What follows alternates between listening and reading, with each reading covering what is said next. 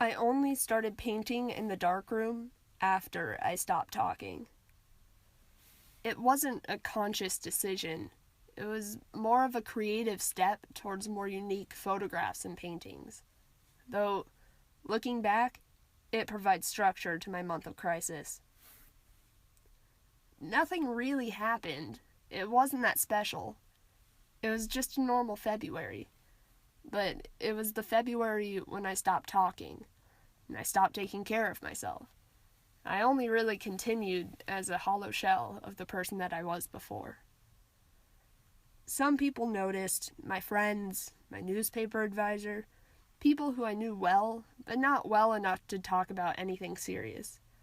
When they reached out to me, I just turned down their offers to talk. But then there was Weiss.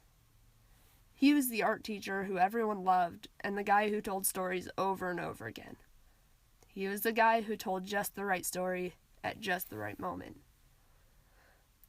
When I heard the story of his brother's suicide, I wondered how a person could ever get over that.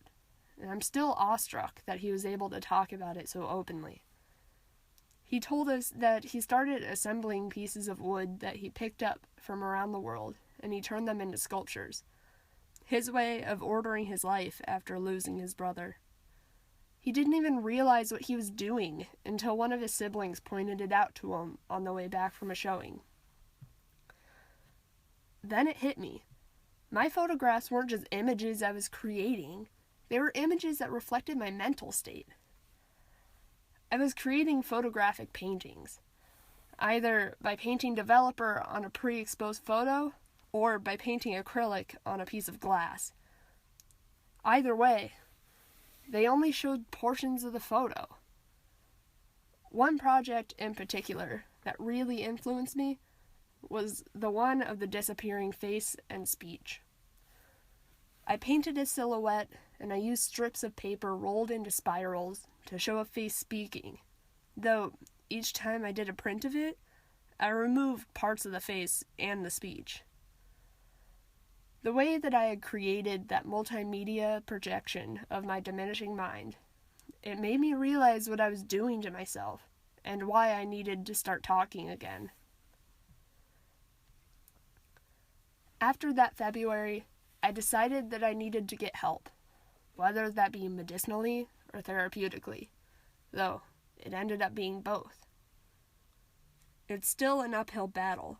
I regularly had to tell myself to speak to others and to be open with the people that I trust most.